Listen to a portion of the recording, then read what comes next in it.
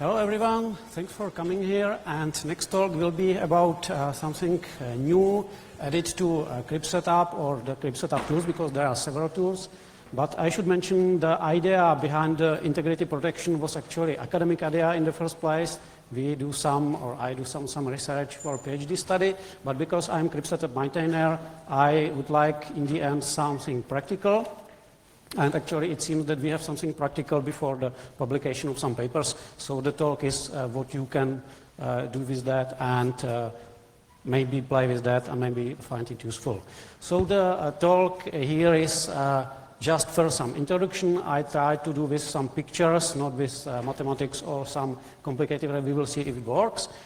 Then I will describe what is new device mapper integrity module that is already in upstream kernel, so we can play with that. What is the authenticated encryption for dmcrypt? That's another extension.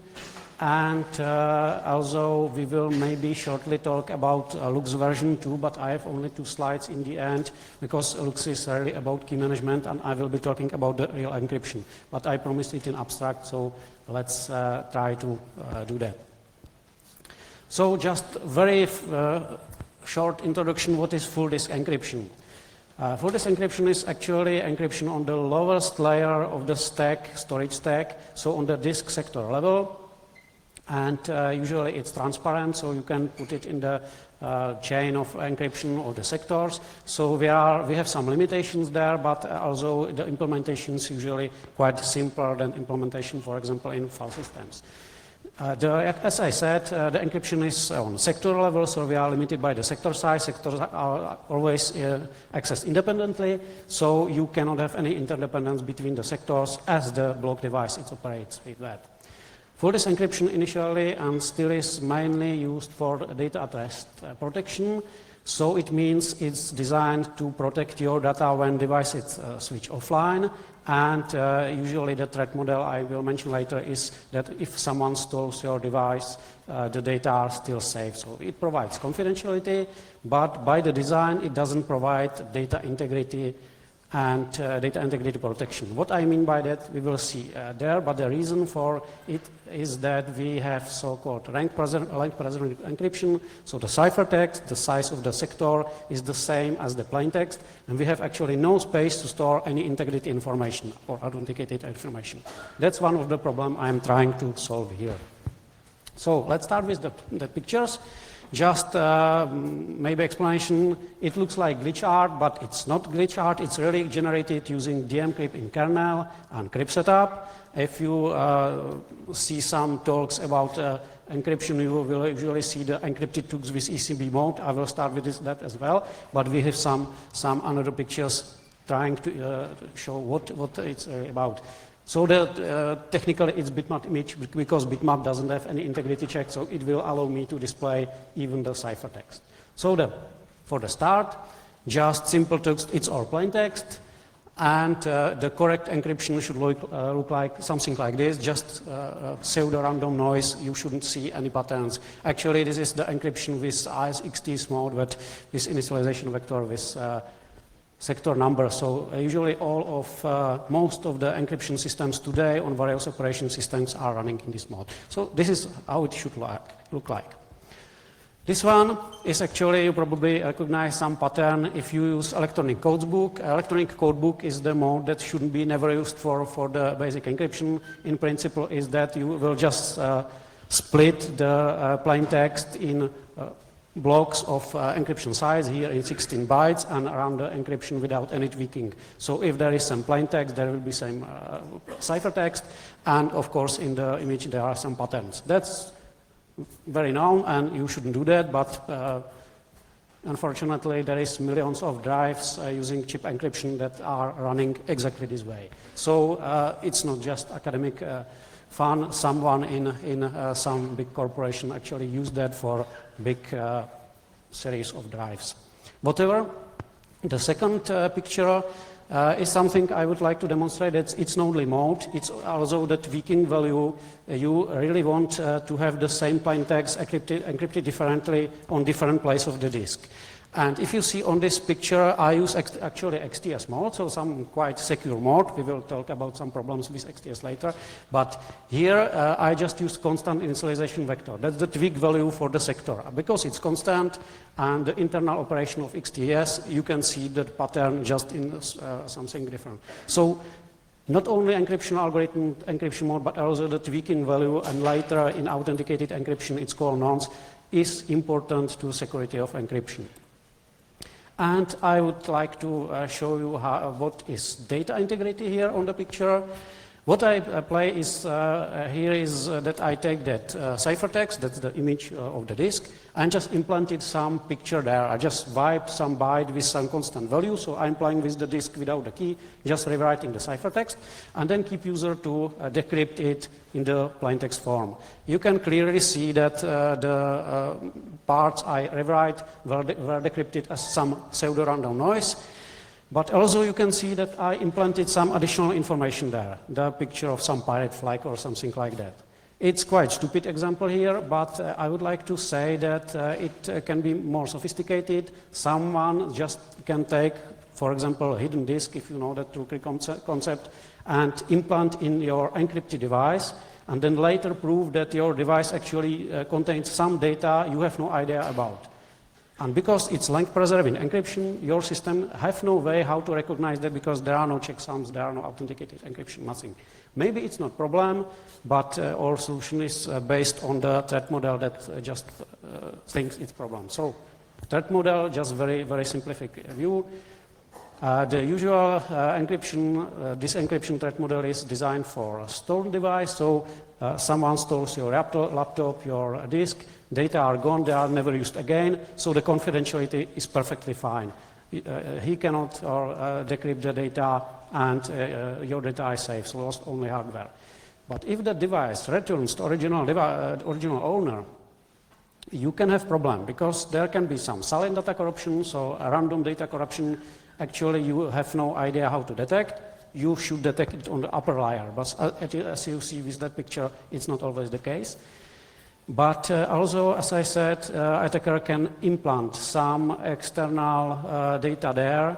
And if you think that this situation is just academic exercise, just remember how many times your device travels separately from you and how many times you are forced to put laptop in some baggage and so on. So yes, I know there can be the hardware attacks, some keylogger can be installed, but this what I mentioned is just manipulation with the software. So it's not excuse, we shouldn't take care about some data integrity here actually.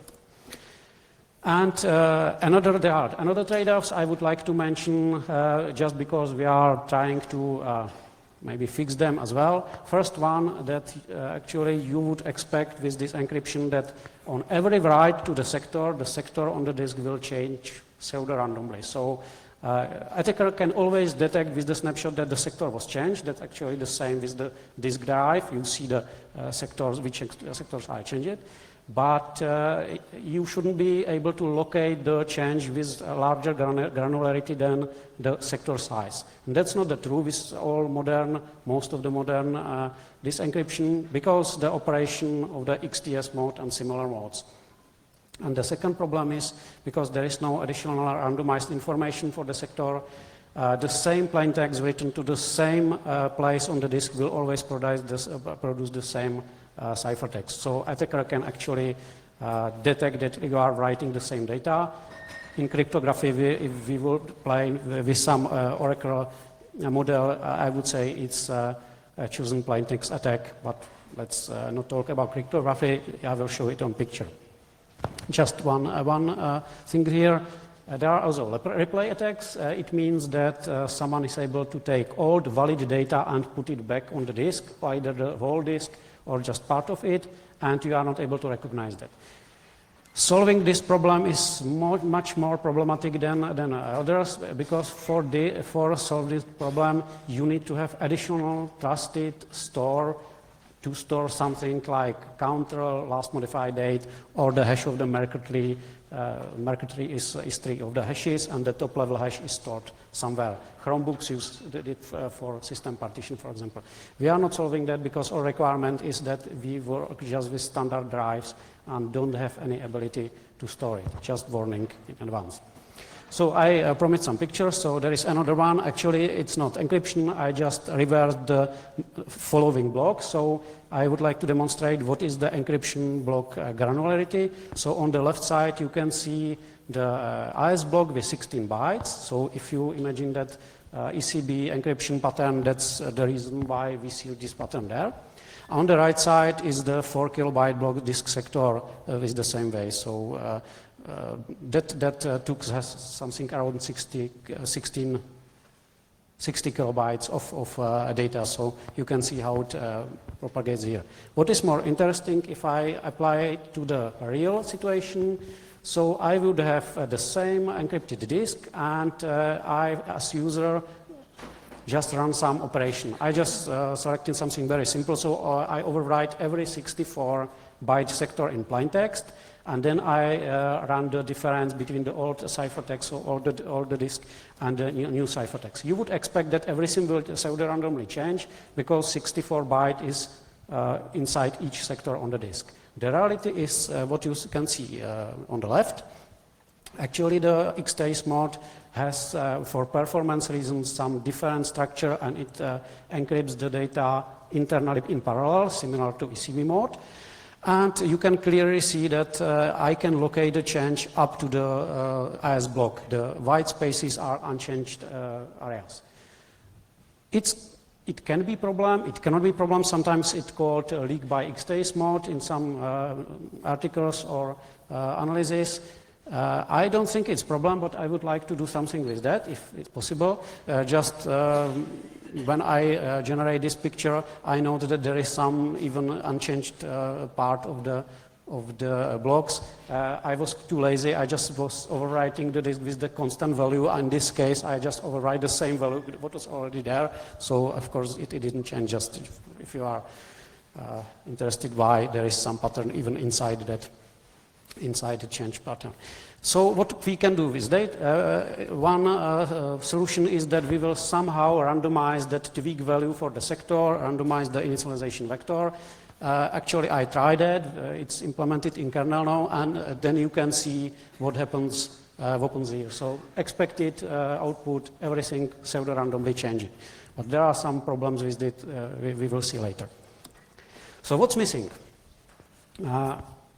If I would like to provide some data integrity protection on this level, so block level, I would have to use, instead of length preserving encryption, I need to use authenticated encryption if we want to be cryptographically safe, or authenticated encryption with additional data. That's that variation there.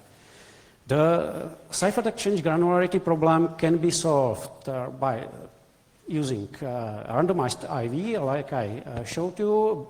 It can be used by so-called white encryption modes. White encryption modes means that the block of the mode is the same like the sector, so it will work as expected. But there are two problems with that. It's still length preserving encryption, and the second problem, most of the modes that are performance okay are patented and we cannot use them. So I am not playing with that, but maybe one day there will be mode we can actually use. There is EME2 mode, but still it's not sure if it's patent-free or not. Anyway, that's the last problem. As I mentioned, if we would like to ciphertext change, even if we are writing the same data, that can be solved again by randomization of initialization vector. All these problems together have one big problem, and that's it requires some additional metadata per sector. You need to store that randomized initialization vector somewhere. You need to store authentication tag somewhere. So that's the problem, major problem we are trying to solve. So before I start to describing how we did that, just all requirements that was defined before we even started to do that. Of course, we are not inventing the wheel. There are some solutions. I would like to mention FreeBSD solution for encryption combined with data integrity protection. This solution is nice, but is limited to some sector sizes and even to some algorithms. The problem is that increased sector size there. I mentioned that sector size today is 4 kilobytes. So if I would use that sector size, I would need to increase for the user space sector size to something bigger, and it will be bigger than page size inside most of the systems. So there are problems with that. I don't use it, but I know about that, and it's quite nice solution, but we use something different. So our solution should be based on no special hardware. You should use just laptop as you want, as you have it today. We would like to use commercial off-the-shelf disks. With focus on SSD, you will see why, because on the rotational disk it will work, but it will have quite bad performance. What I would like to have even for the future is configurable per sector metadata. So if I decide that I will put not only data integrity detection, checksum, or authentication tag there, but I can put there even the forward error correction. So it will try to recover from that in the future maybe. So I would like to have the configurable so we can change algorithms, we can change how to use that. I already mentioned that a native sector size in the whole storage stack should remain the same. And what is absolutely necessary is to have some protection to power failure, so we don't lose the data corruption must not occur. We are writing actually data and metadata together, so this couple must be always keep in sync, even if the system crash. So this means we have to implement some kind of journal or something like that to prevent this situation. And from the cryptography point of view, the solution should be algorithm agnostic. Algorithms are changing specifically for authenticating encryption. Today, it's very rare where are appearing new algorithms, so we should be anyhow tied to the specific algorithms. Of course, it should be free.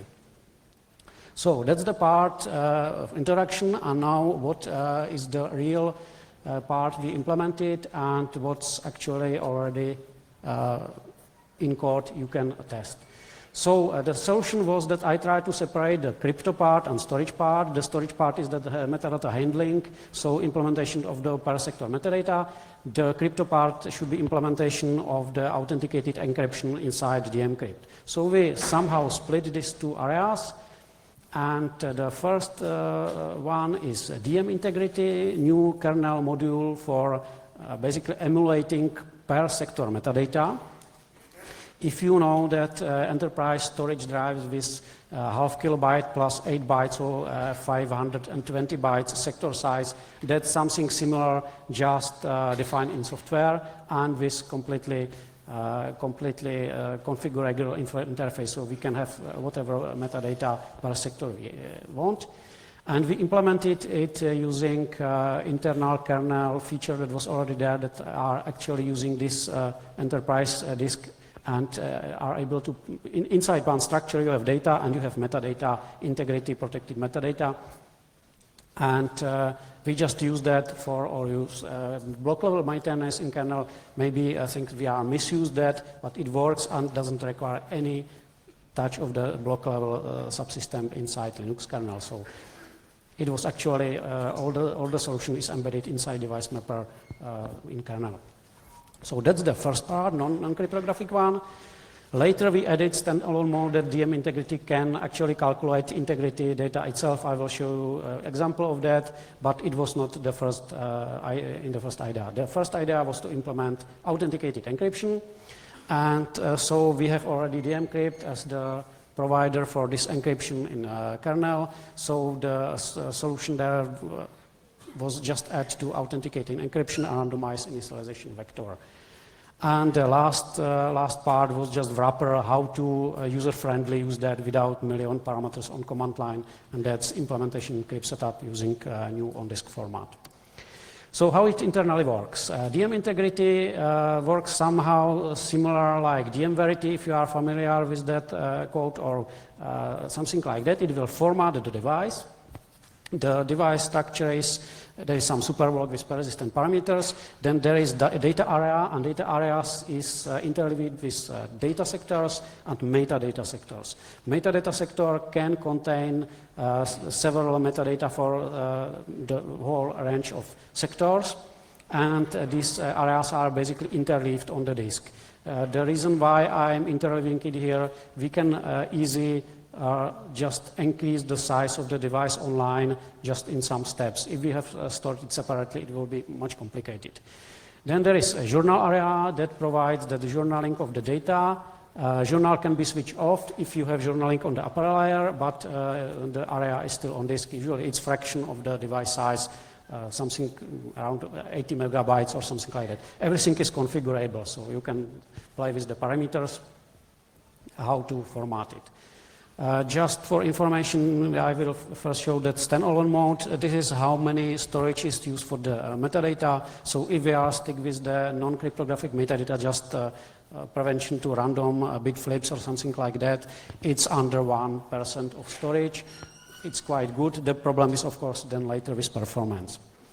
So standalone mode, data integrity, because there is no key, there is no encryption, it is really designed just for detecting random errors. So it works that on reads, it validates the checksum, on writes, it updates the checksum, and that's actually all.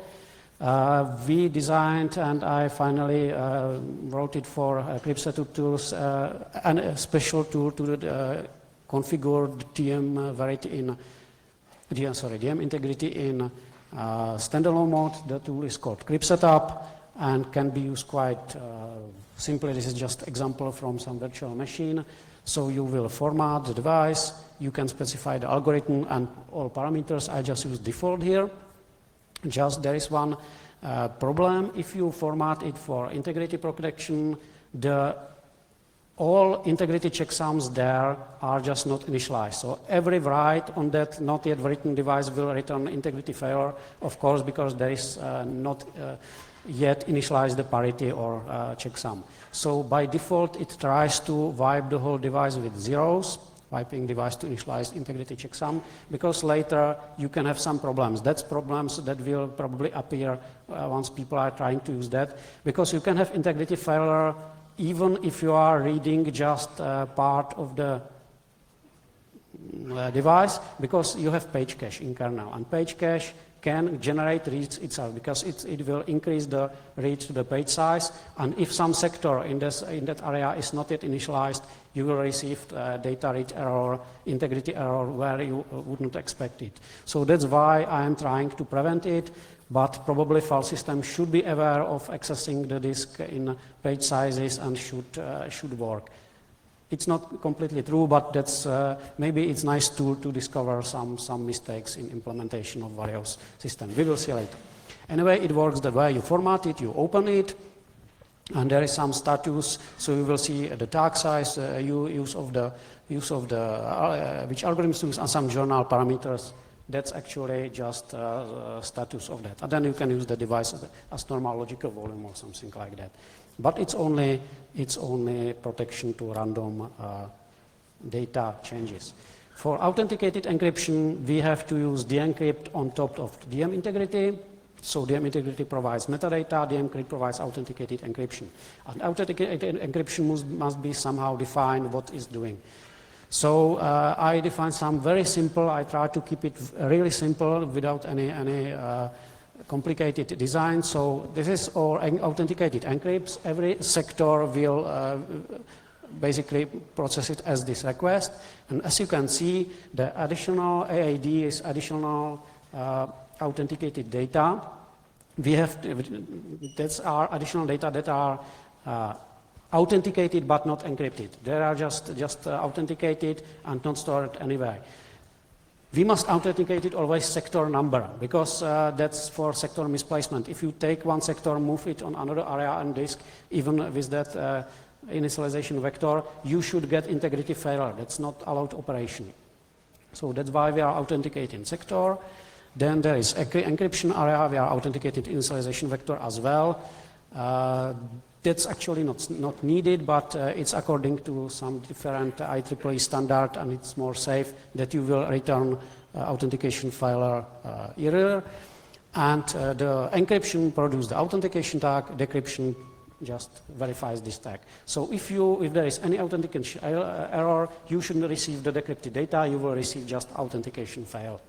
or integrity fail. So that was how it works with request, and we need to use, for every request, we need to use some randomized initialization vector. That's the tweak for the sector. There are several possible solutions. I just choose the simplest one. I'm just generating the whole random initialization vector from the random generator. And that's one important thing. We have to do that way that the collision probability, so collision is then you produce the same random number for two sectors. Even in the history of the drive, it must not happen. So collision probability must be negligible from the cryptographic point of view. And as you can see in next slide, it's actually a problem with today's algorithms in kernel, and we have to do something with that. Just again, I mentioned this solution doesn't prevent replay attacks. You can take part of the old device and with correct checksums put it there, it will not detect them. That's not solution for this. We need separate trusted storage to implement that, so I ignored this problem. So what's the mentioned problem with authentication algorithms? I'm not saying the algorithms in kernel are bad. They are actually very good, and they are designed for network encryption, so authenticated transmission on network, where you have no problem to do some rekeying after several packets, or you have no problem with counter, then just increases and there is no collision. But if you have disk, you have the whole disk and you are reading sector 1, then sector million, that again sector 1, and you are actually running back in time. On network, you cannot do that.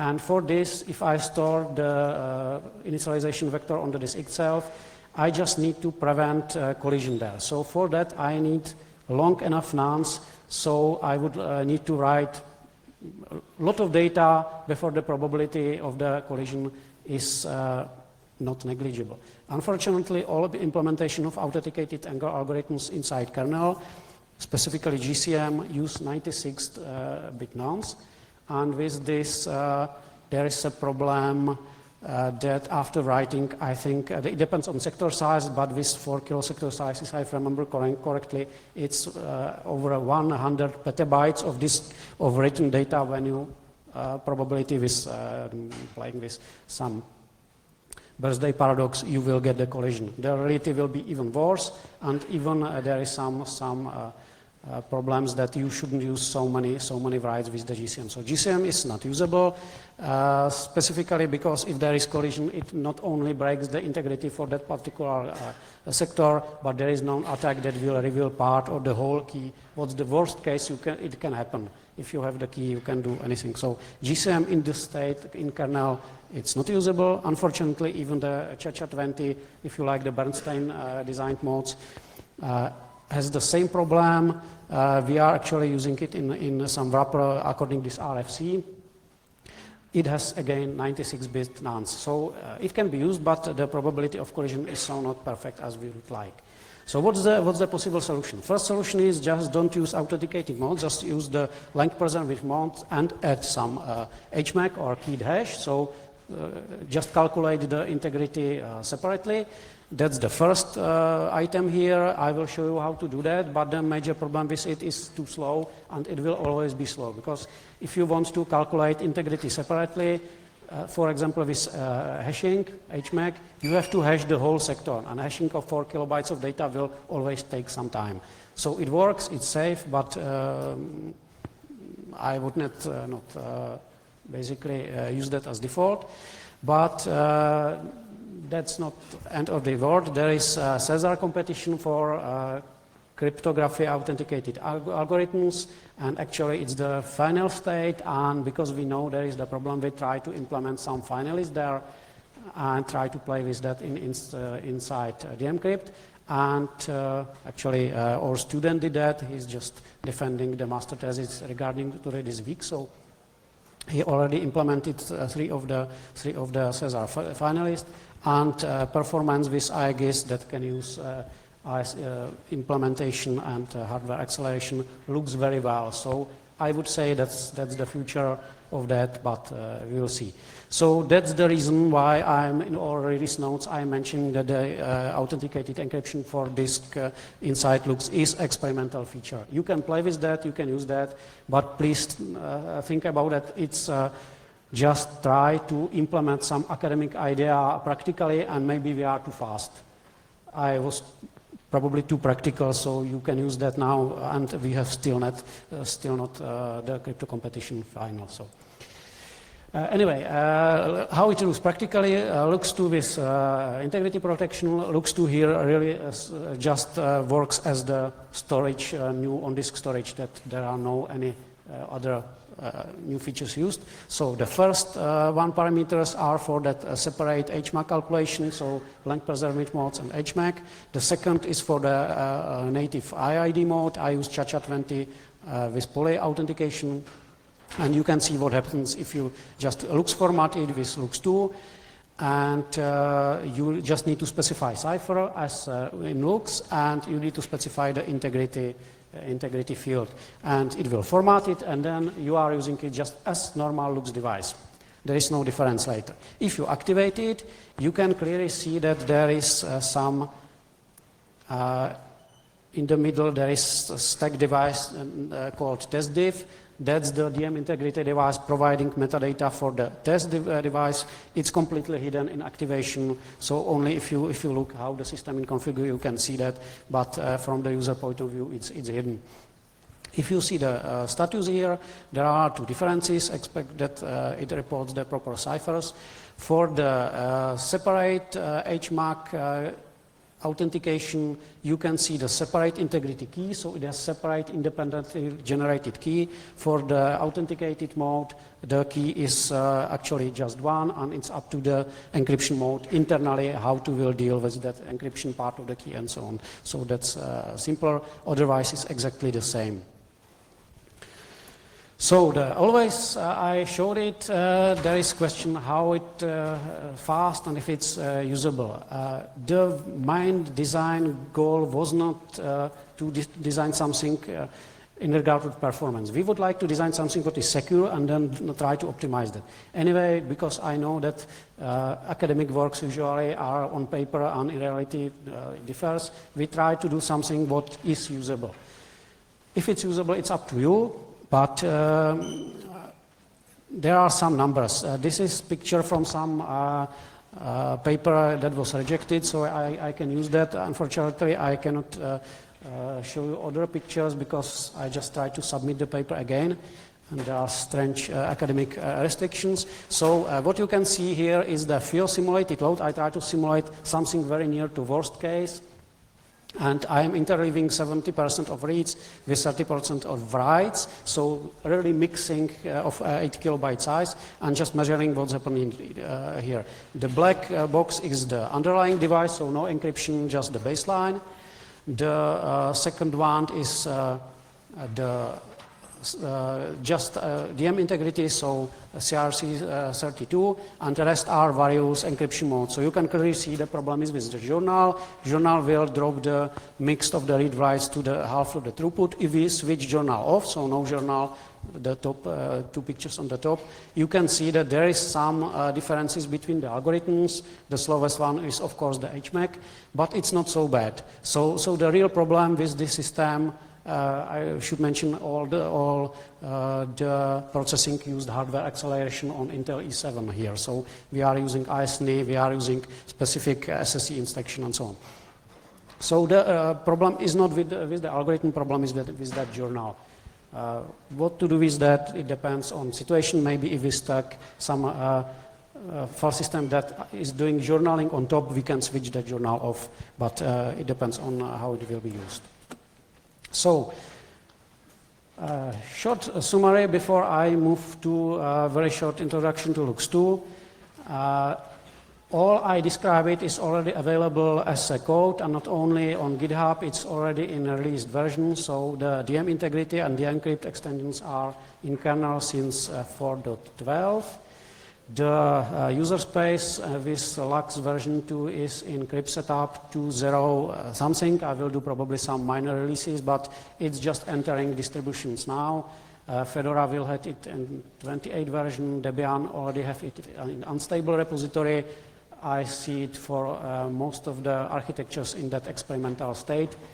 Reason is that we have to change the ABI, so we bump basically so name of the library, so it needs to integrate it in our systems, but it's on the way. If you are playing with unstable distros, you can just install it and play with that without additional patching of the source code. The conclusion for the encryption here is that really for authenticated encryption, we need to wait for the finalist of crypto competition. I don't expect that NIST or someone will provide something better there. And then for the implementation inside the kernel, but as I said, we have already something already done, so we will see how it goes. But you can experiment with that once the thesis will be finally defended. I will send to the list a link to the implementation of various authenticated algorithms so people can play with that. It's already on GitHub somewhere. What I did mention, and many of you probably are asking why the hell I am doing it on block level. That was actually the motivation. I was waiting for a file system, a real cryptographic file system in Linux with integrity protection for years. There are some off-trees, but in mainline tree there is no protection using authenticated encryption. All the encryption coming today to the kernel, X4, no discussions just last week or about XFS, all is the same encryption, length preserving encryption using XTACE mode, so something we have in DMCrypt 10 years ago and we have still today. So my motivation, that's the academic motivation, is just try to motivate people. We need to implement something for the future. So yes, it should be implemented on the high level. There should be file systems using that, but why not try to do it here? And if you can see, the initial idea was in 2015. We have January, February of 2018, and we have in kernel. So it can be done. I know file systems are complicated, but yes, it should be there. I'm not discussing that. So just one idea for DM integrity. My initial idea was just implement DM integrity for existing device with the journal or that performance stuff. But I would say in future with the persistent memory, and no, I mean the real persistent memory, not the DIMM with battery or something like that, faking, just real persistent memory, you are not limited by any block size. You can just define your block size, so you can define your sector size with metadata, and then you have atomic write without any integrity stuff, and the de-encrypt should work as well there with very small layer there. So that was something that I would like to see in future, but usually in storage world it's always different that people think. So that's a conclusion for this part. And if I have few minutes, I will try just short introduction to Lux version 2. But just big warning, Lux 2 was designed for several other reasons. I'm still behind with documenting that, so there is just a very small documentation inside the tree, but it's about key management. All this talk was about the real encryption engine, and the Lux 2 is mainly about key management, so it's something different, just adding to this talk. So Lux 2 is actually additional format. It's not replacement for Lux 1. As I mentioned the last line, Lux 1 will be supported probably forever. If you are happy with that, it works, it's there. And the reason I need a new version is I need something where I can extensions, I can store metadata, maybe do some header redundancy, but I am not touching the key cryptographic concept inside Lux.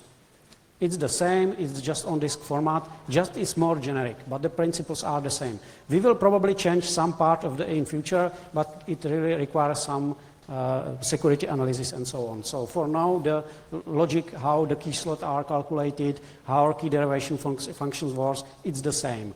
What I added to Lux 2 is new metadata format. I use JSON. If you are scared that we use JSON for something on disk, actually it was a very good idea. I several times need to change that during the development, and it was much simpler than change any binary format.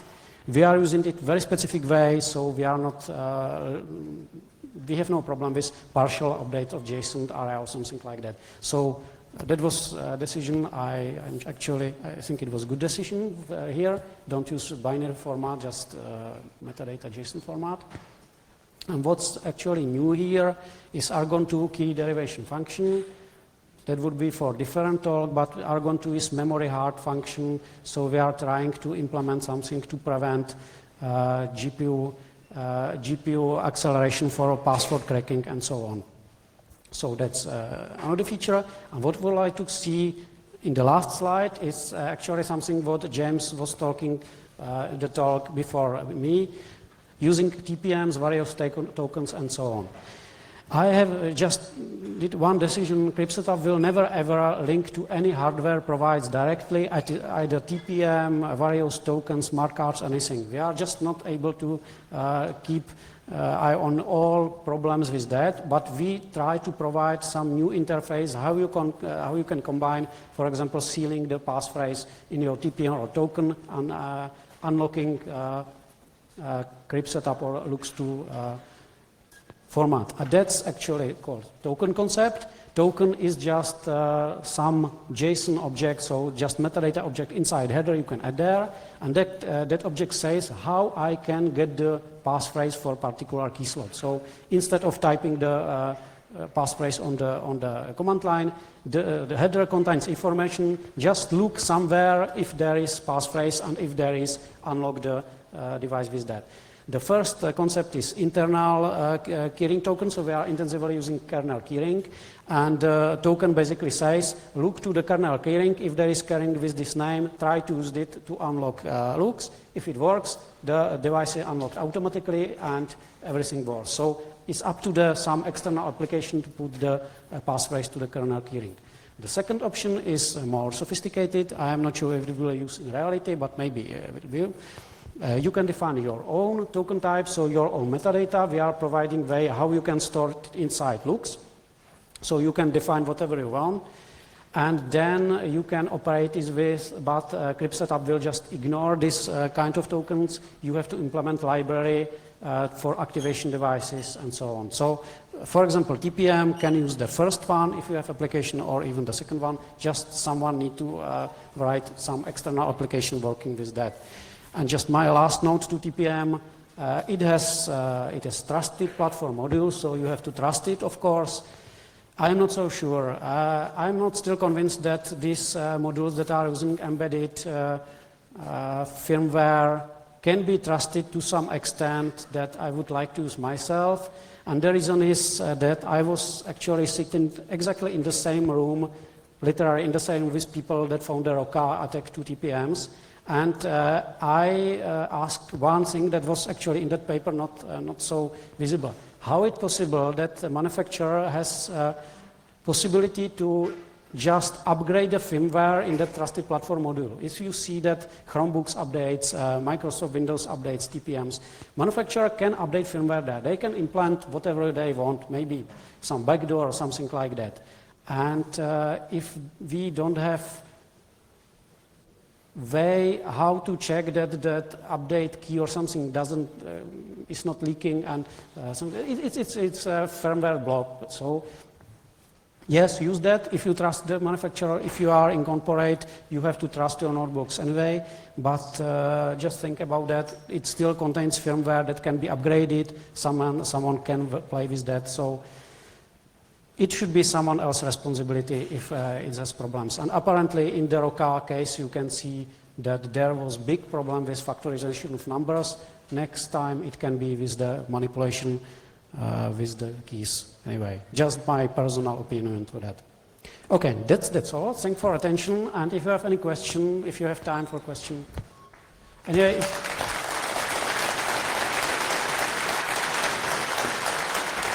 if you have any questions later, just use the mcrypt mailing list so we can discuss it later.